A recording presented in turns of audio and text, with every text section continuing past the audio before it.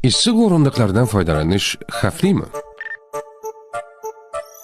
Sovuq ob-havoda avtomobildagi o'rindiqlarni isitish funksiyasi qisqa muddatda qulaylik beradi. Ammo mahalliy va uzoq davom etuvchi issiqlik ta'siri ayrim fiziologik jarayonlarga salbiy ta'sir ko'rsatishi mumkin.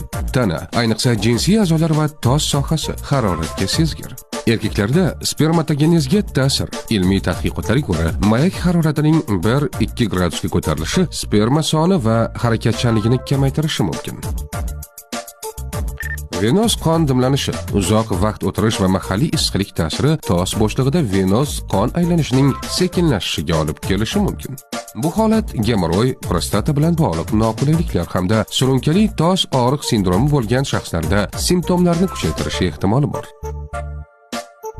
Teri va nerv tolalariga ta'sir. Doimiy issiqlik teri sezuvchanligini kamaytirishi, ayrim hollarda esa past darajadagi termik kuyishlar, ayniqsa diabetli bemorlarda keltirib chiqarishi mumkin.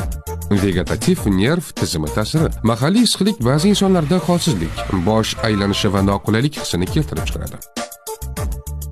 Tavsiya: o'rindiqni isitish funksiyasidan doimiy emas, balki qisqa muddatli foydalanish maqsadga muvofiq. Optimal vaqt 10-15 daqiqa, so'ng haroratni pasaytirish yoki o'chirish tavsiya etiladi.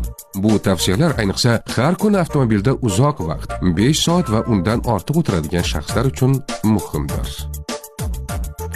Salomatlik va strategik rivojlanish instituti ijtimoiy tarmoqlariga obuna bo'ling.